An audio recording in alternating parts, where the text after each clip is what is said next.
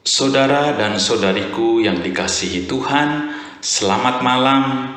Semoga kita semua dalam keadaan sehat dan sejahtera dalam naungan kasih Tuhan. Ketika seseorang diberi mandat dengan tanggung jawab yang sangat besar, acap kali orang meragukan dirinya, apakah mampu mengemban tugas tanggung jawab yang besar tersebut. Apalagi jika ada banyak tantangan dan persoalan yang kompleks di dalamnya. Alkitab banyak memberi kesaksian tentang orang-orang yang dipilih Tuhan untuk melakukan berbagai karya di dunia ini. Dan tiap kali kita dibuat takjub karena orang pilihan Tuhan seringkali berbeda dengan apa yang kita bayangkan dan apa yang kita pikirkan. Malam hari ini, Selasa 8 November 2022, kita akan kembali belajar dari penggalan kisah perjalanan hidup umat Tuhan di masa lampau. Marilah sebelum kita merenungkan firman Tuhan, kita memohon hikmat dan pertolongan Tuhan dengan berdoa. Ya Tuhan, kiranya Roh-Mu yang kudus menerangi hati, jiwa, dan pikiran kami, agar kami memahami firman-Mu, dan agar kami hidup seturut dengan kehendak-Mu. Amin. Pembacaan Alkitab dari kitab Hagai pasal 2 ayat 21 sampai 24. Demikian kesaksian firman. Maka datanglah firman Tuhan untuk kedua kalinya kepada Hagai pada tanggal 24 pada bulan itu. Bunyinya, katakanlah kepada Zerubabel, bupati Yehuda, begini, Aku akan menggoncangkan langit dan bumi dan akan menunggang balikan tahta raja-raja. Aku akan memunahkan kekuasaan kerajaan bangsa-bangsa dan akan menjungkir balikkan kereta dan pengendaranya. Kuda dan pengendaranya akan mati rebah, masing-masing oleh pedang temannya. Pada waktu itu, demikianlah firman Tuhan semesta alam.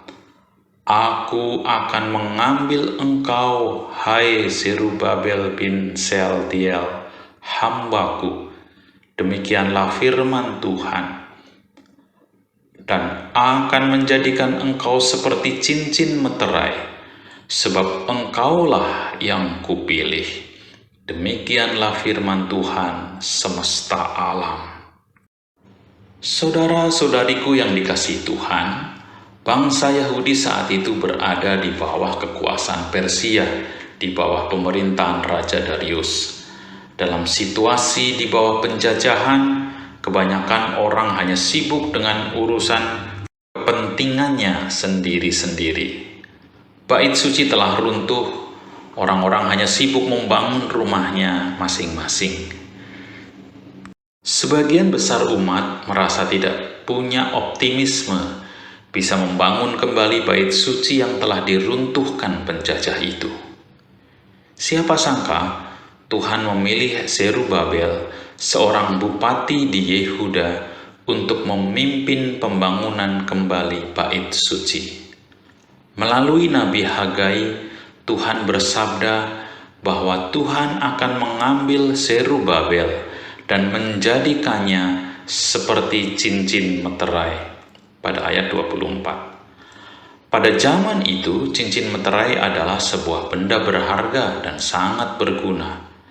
Cap atau meterai yang dibuat dengan cincin merupakan sebuah tanda kehormatan dan kekuasaan. Ketika cincin meterai dipakai untuk menandatangani surat atau dokumen, cincin meterai itu mewakili atau merepresentasikan kekuasaan pemiliknya. Dengan kata lain, ketika Tuhan berkenan memilih Zerubabel dan menjadikan Zerubabel seperti cincin meterai, maka Zerubabel memimpin dengan menerima mandat kekuasaan dari Tuhan. Bagi bangsa Yahudi, sulit diterima dengan nalar bagaimana seseorang dengan level bupati dipilih Tuhan untuk menghadapi kekuasaan besar raja dan memimpin mereka membangun kembali bait suci yang runtuh. Belum lagi raja-raja yang berkuasa di sekeliling mereka juga pasti akan menentang dan memusuhi usaha pembangunan kembali bait suci tersebut.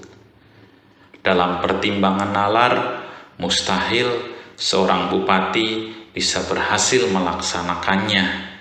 Secara hitung-hitungan, keputusan untuk membangun bait suci itu pastilah tidak berhasil.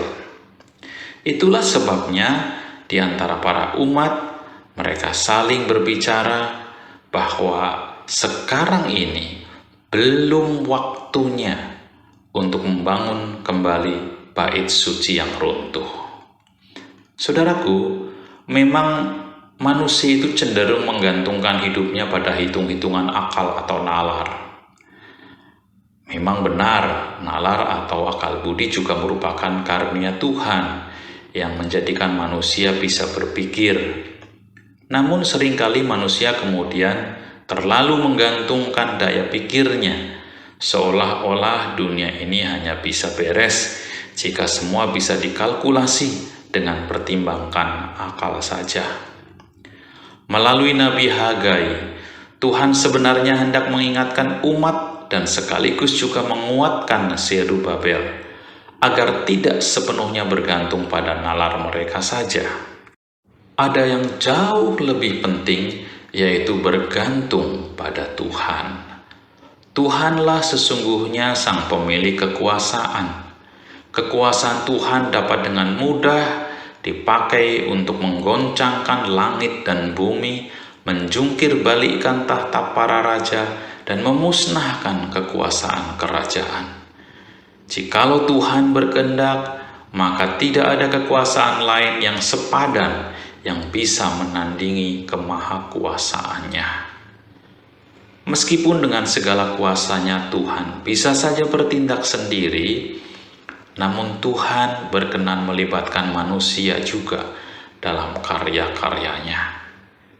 Itulah sebabnya Zerubabel dipilih Tuhan menjadi jalan baginya untuk memimpin umat dalam pembangunan kembali bait suci. Ketika Tuhan sudah memilih, Tuhan juga sudah menyiapkan jalan. Tugas Zerubabel dan orang-orang Yehuda adalah percaya dan taat kepada Tuhan. Kadang hati kita ciut dan nyali menjadi kerdil ketika menghadapi situasi yang sulit atau tugas yang menantang atau tanggung jawab yang besar. Acap kali yang dilihat adalah masalah, sulit, dan beban yang berat. Semakin dipikirkan sendiri, maka dia akan semakin merasa kerdil dan semakin merasa tidak punya daya untuk mengemban tugas tanggung jawab yang besar. Kalau sudah demikian, maka akan sulit baginya untuk melihat Tuhan yang kuasanya jauh lebih besar dari apapun tugas yang diembankan kepadanya. Ketika di pundak kita diberi tanggung jawab yang berat, terimalah tugas itu dengan iman kepada Tuhan pemberi mandat. Ingatlah akan sabda Tuhan, sebab Engkaulah yang kupilih. Maka terima dan percayalah. Amin. Mengakhiri doa malam hari ini, marilah kita berdoa kembali. Ya Tuhan, kami mengarak syukur atas besarnya kebaikan dan rahmat kasih-Mu. Berilah kami hati yang percaya, agar ketika kami diberikan kepercayaan mengemban misi dan tanggung jawab yang besar, kami tidak semata-mata bergantung kepada penalaran kami, tetapi juga bergantung terlebih lagi pada belas kasih dan kuasa Tuhan. Kami berdoa bagi para pemimpin gereja, kiranya rahmat dan berkat-Mu menyertai mereka dalam mewartakan kabar baik, yakni kabar keselamatan bagi semua orang. Kami berdoa bagi bangsa dan negara kami, kiranya damai dan sejahtera tercurah atas bangsa kami. Lindungilah semua orang yang kami kasihi dimanapun mereka berada. Kami memohon penyertaan dan perlindungan-Mu sepanjang kami beristirahat malam ini, agar esok pagi kami boleh menyambut terbitnya fajar dengan penuh pengharapan. Dalam pengasihan-Mu kami memohon. Amin. Selamat malam, saudara-saudariku. Selamat beristirahat. Tuhan menyertai.